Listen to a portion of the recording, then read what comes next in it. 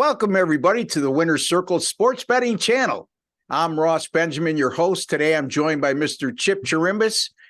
Glad you could be with us. We're sponsored by GamblersWorld.com and GamblersWorld.net.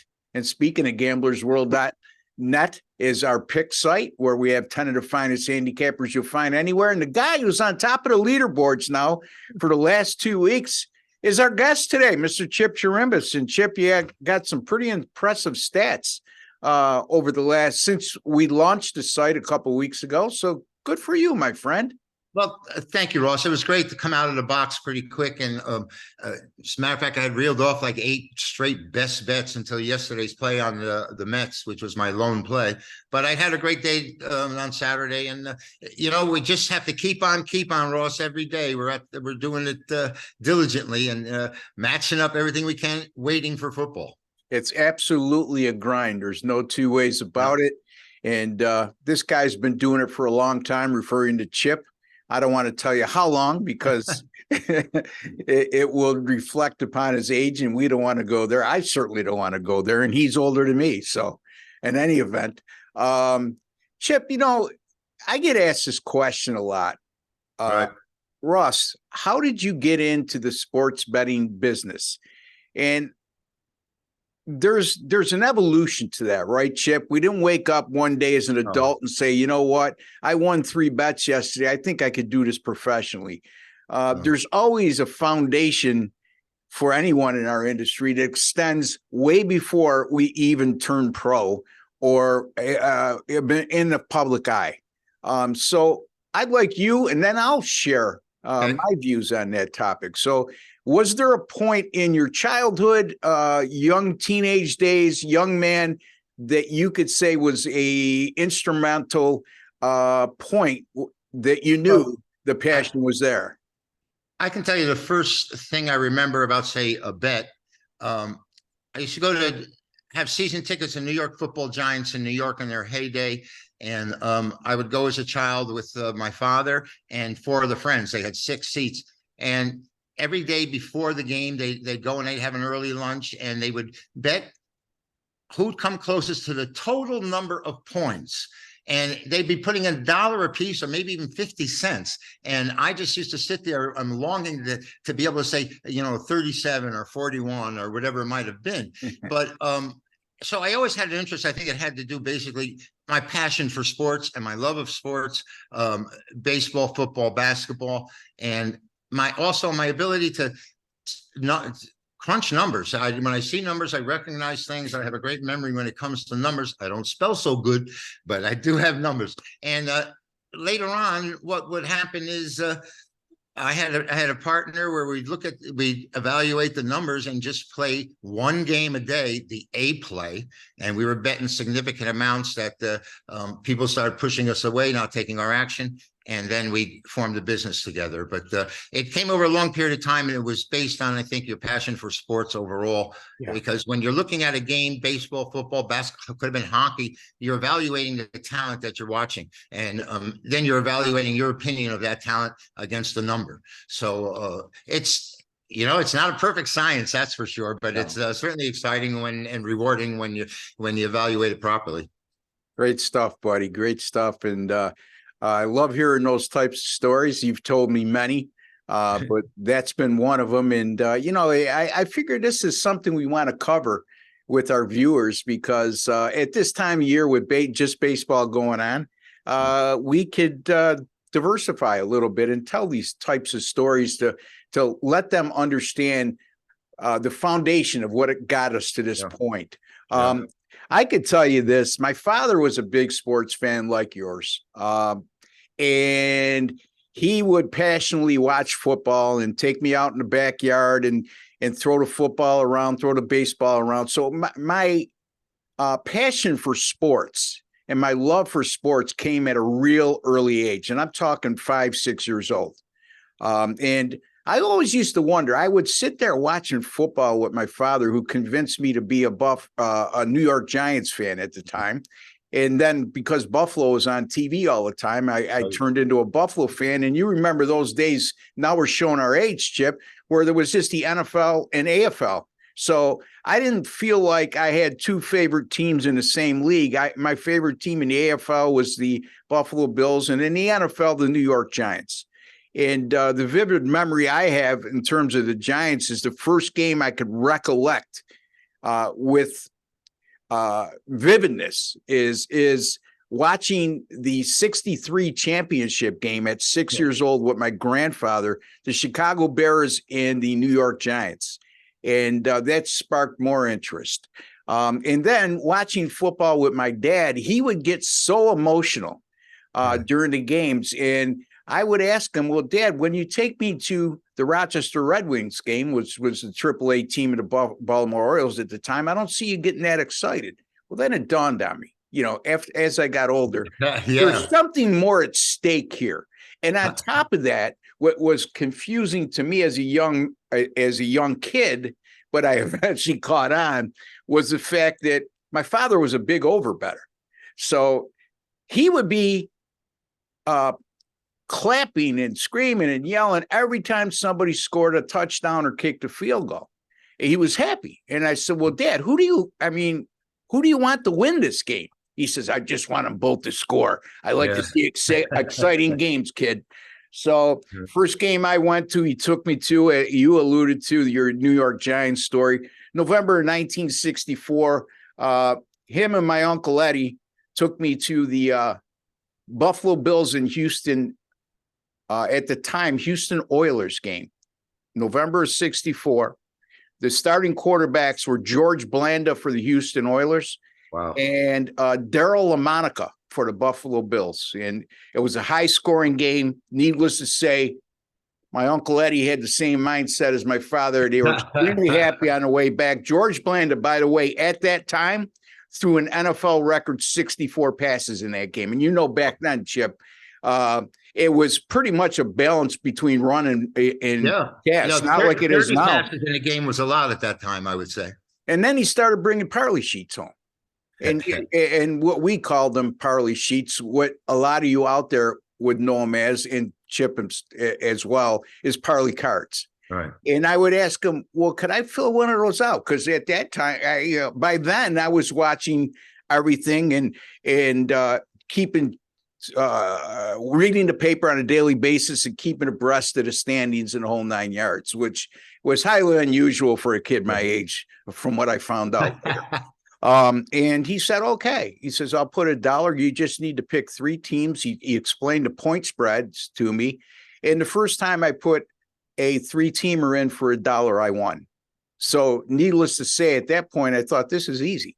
Yeah, it's easy. Come to find out, a lot of pains and growth in the process up until where we are right now.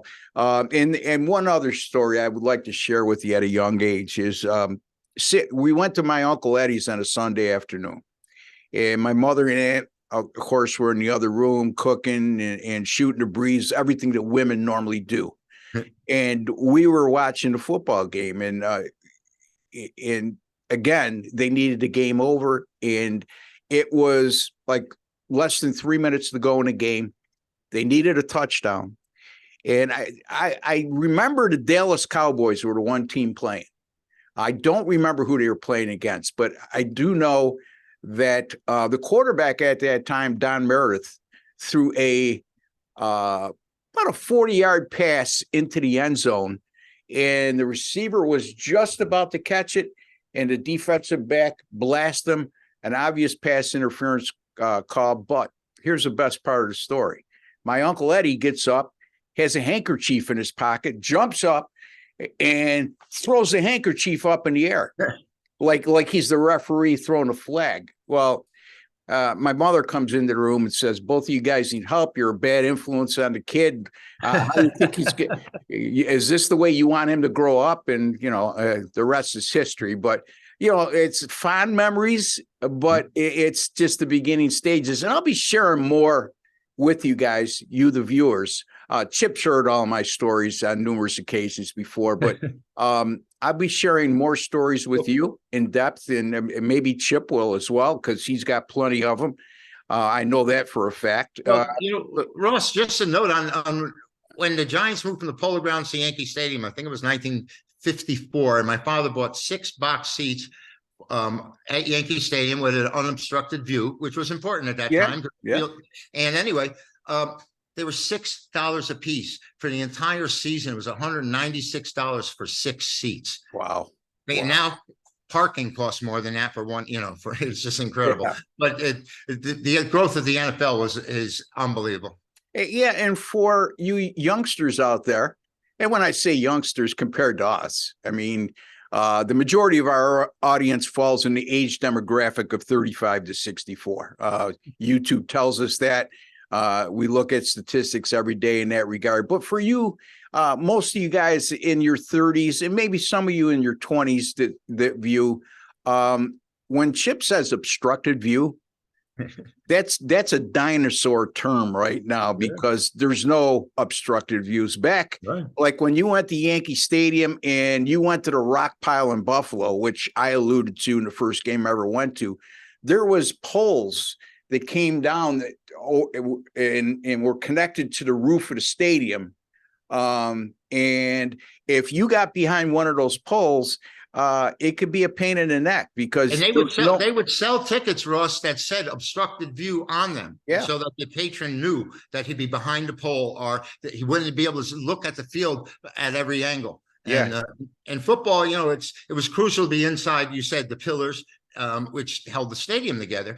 Nowadays, I guess technology and architecture has moved in the right direction. All right. So now that we've shown our age, we're going to talk Major League Baseball on Monday, July 24th. Don't forget, folks, if you have not subscribed to our channel, there is a WC logo right there in the bottom right-hand corner of the screen.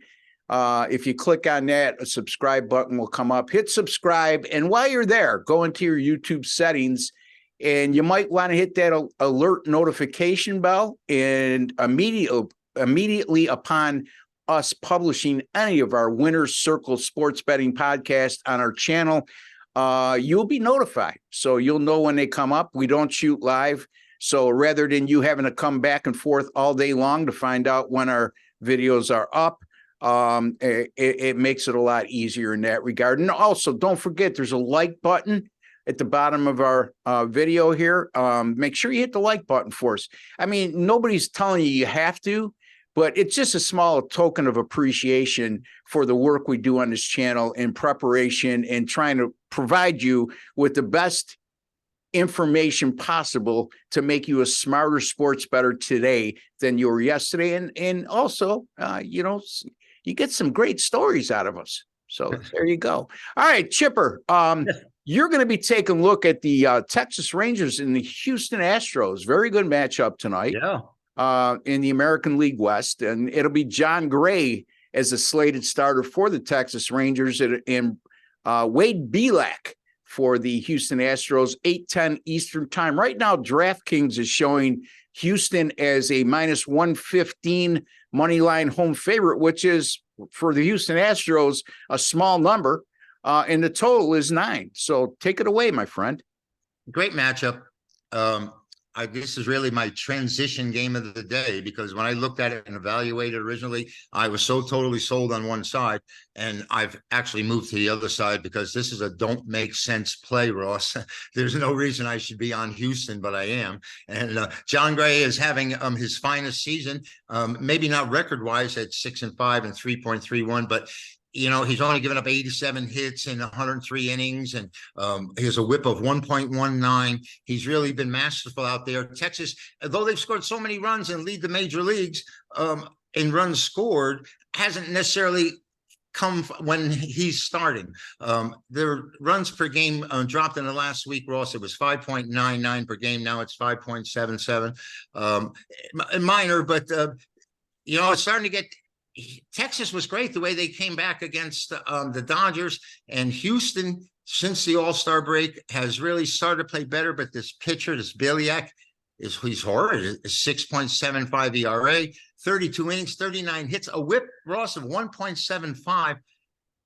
it's obvious Texas with their bats is going to score a lot of runs against this team. And I'm just hoping they get this guy out as quick as they can, because I'm thinking this game has got to be bogus, because it just looks so obvious for me. Texas, I think in some spots I saw opened as a small favorite. If I can interject just for a second, I meant to say that Texas did open as a $1.20 favorite, Chip. Oh, right. And now we're seeing Houston. And when I saw Texas open as a favorite, my first instinct was to take the Rangers on the road, favorite at the World Series champions home.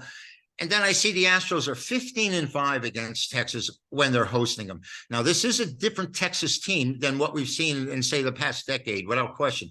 And they're playing good baseball. Their comeback win yesterday against the Dodgers, I think, was really, really impressive, because if they had gone down 3 straight after sweeping Tampa and sweeping Cleveland, it really would have put a damper on there. But now they have a 3-game lead coming into the series, and I think the Astros need it more. I think somehow they're going to pull this game out. 5 of their last 6 have gone under, and Texas is more or less in the same boat here. With they haven't. But excuse me, on the opposite side, where they're just giving up and scoring a lot of runs of late. I don't want anything to do with the total. I think I have to have a little help with this one. I need Mario to make a call, and I'm going to take the Houston Astros. Houston Astros minus 115 over the Texas Rangers from Chip Chirimbus. Yeah, what was even more impressive with that comeback win yesterday was on the heels of them getting crushed 16-3 on Saturday. Yeah. So, good stuff. Chip, the one thing with Texas, and I've been beating this to death, and I'll continue to beat it to death until they make some moves in this regard. If they do, their bullpen is very vulnerable.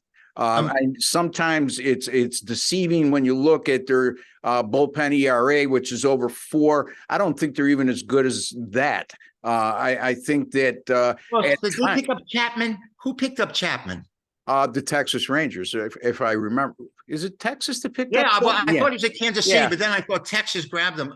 Kansas City had him, and they traded him to Texas. He looked in great shape to me. And if he could come in the bullpen for the Rangers and throw strikes, he's got to throw strikes. He could really help them down the stretch. Oh, there's no 2 ways about it. It's just that he's been very erratic over the last few years, and he can go through a real good stretch, and then all of a sudden, like you just alluded to, like we saw with the Yankees, he just has no clue where the strike zone is. Right.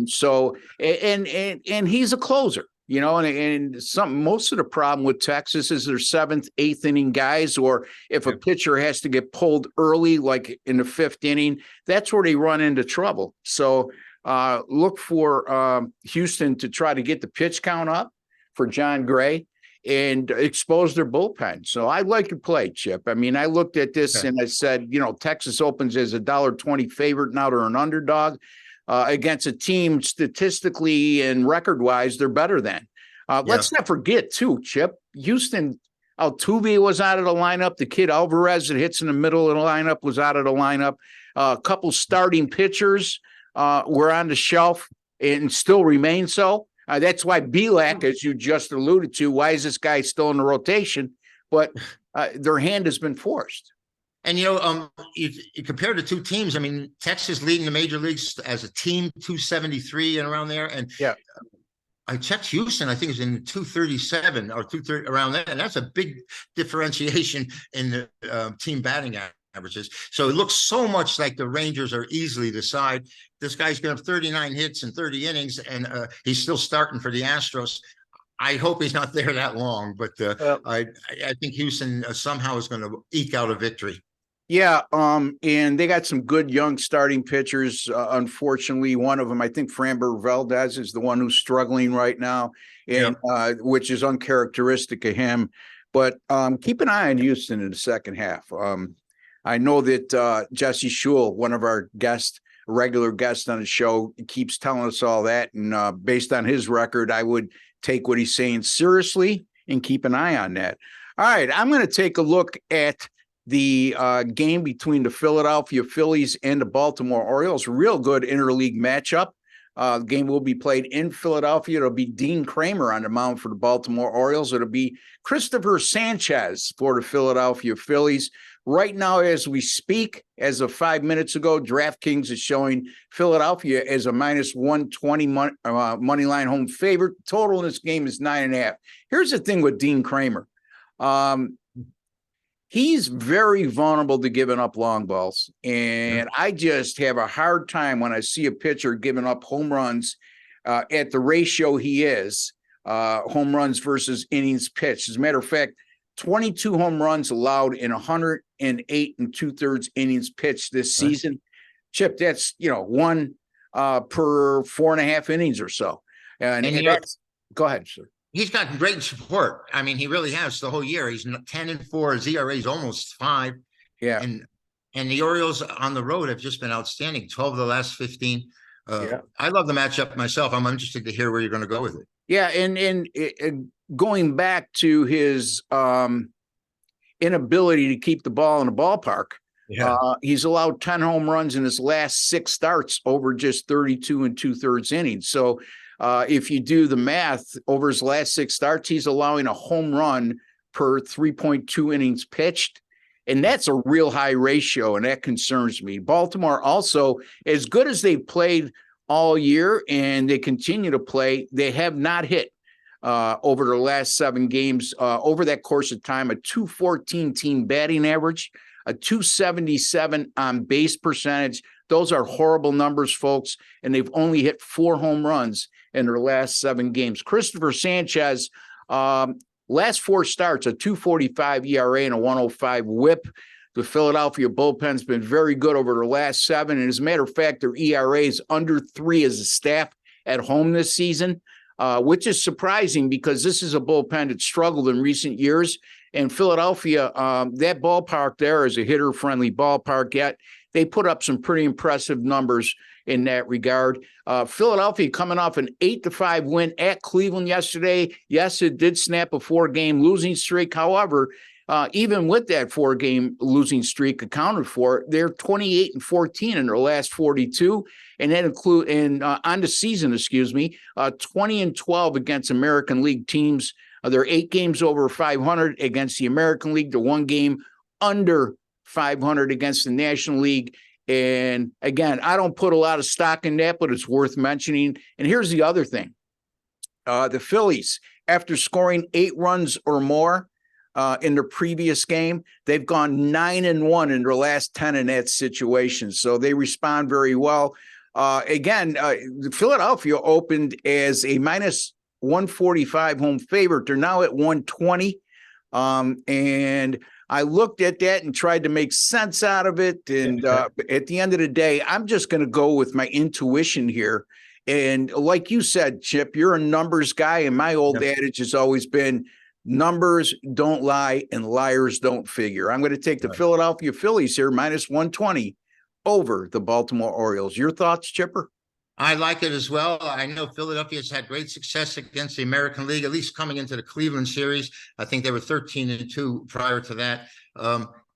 Philadelphia's my side in this game. I think Christopher Sanchez comes up with his first victory of the year. 3.06 ERA. He's deserving of one.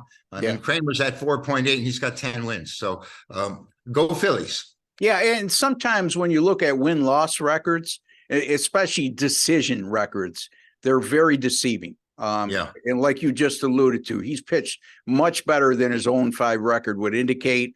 And I like to look at team records. How does a team do when a starting pitcher's on the hill? Now, there's also stuff that doesn't make sense, right, Chip? Because like you said, in your game, John Gray, for whatever reason, doesn't get a lot of run support. And really, there's no technical way to make sense of that.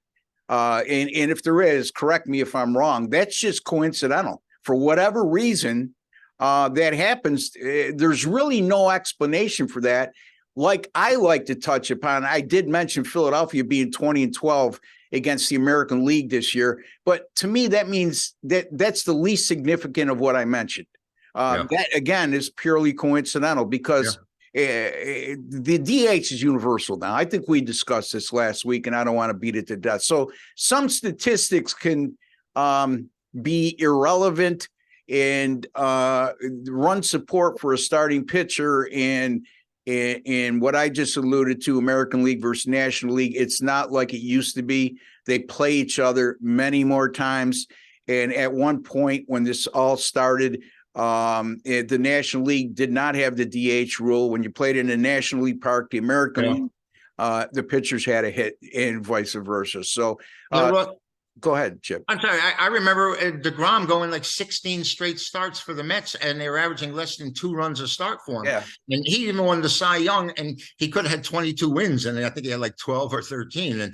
And they just, maybe it was a mindset that they knew there was no pressure on them to score runs because this guy was so unhittable during that era or that time. And they relaxed at the plate because they certainly didn't support him and score very many runs. And this may be happening here with Christopher Sanchez. I hope not tonight.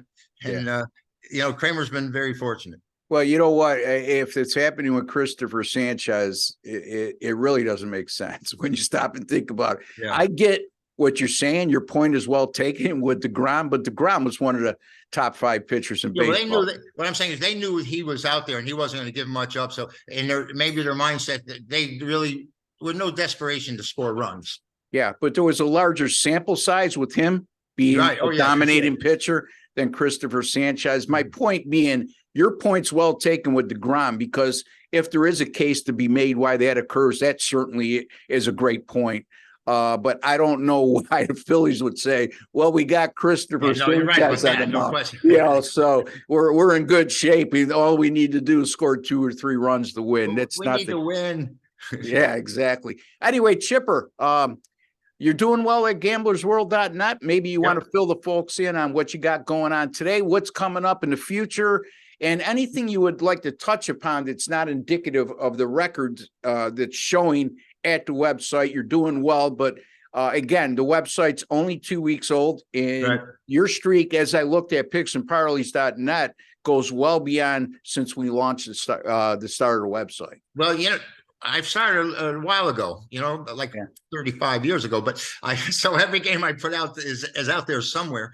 And it's been very, very consistent this year in baseball, and particularly my single strongest plays. I think I hit the first 8 on Gamblers World, and stubbed my toe yesterday with the Mets against the Red Sox, my lone play. But for the most part, I'm giving 3 games a day with 1 megabuck winner, which is my top rated game, my A play, my strongest play. It'll be singled out, and then you can buy the 3-game package. Either way you go, you're going to get the best I have every day. And good luck to all of us, really. Yeah, and you know what? One other point is at gamblersworld.net, which we're both on, as well as many of the other guests on this channel. We guarantee our picks. And when I say guarantee, you're not going to get your money back if you don't make a profit. But according to our grading system, which, by the way, we rate our plays 2, 3, 4, 5, and 10. Chip's Megabucks plays, which are his best picks, fall under the category of 5 unit and 10 units. So okay. Everybody terms them differently: best bets, top plays, whatever you want to call it. But we're only allowed to use 2 10-unit plays and 6 5-unit plays from the first of the month to the last day of the month. So somebody is not overloading the site with 10-unit and 5-unit plays on a daily basis. So we're all forced to be very selective when we use those. And Chip does very well with those. And again, those are based on, the grading system is based on $100 bet per unit. Okay, so if Chip gives out 2 10-unit plays through the course of the month, he's suggesting if you're a $100 player, you don't have to be. You could be a $20 unit player. Whatever the case, in those increments, based on $100 per unit, that's a $1,000 play. So you have to make a profit with our grading system. And that includes single game, multi-game daily packages, and also subscriptions of 30 days or less. So a lot of good stuff right now there, and we will credit your account back that purchase price, and you could use it toward any purchase going forward on any handicapper going forward at any time. You don't have to use it the next day. If you're a guy who just likes to play football weekends, that will be in your account for the following weekend. So just keep that in mind. You could also find me at gamblersworld.net. Also at my personal website, rbwins.com. A lot of good stuff coming up with football on the horizon. A lot of great guests on the show, including Chip, who will be with us every Monday morning going forward. And every Thursday afternoon, he'll be joining me and Doug Upstone from DocSports.com. Speaking of Doug, we'll be back around 4:30 Eastern time today, recording with Doug, and we'll have some Major League Baseball free picks for you on Tuesday, the 25th. For the next time, I should say, until the next time, for Chip Chirimbus and Ross Benjamin, I'd like to wish each and every one of you all the very best. Take care and God bless, folks.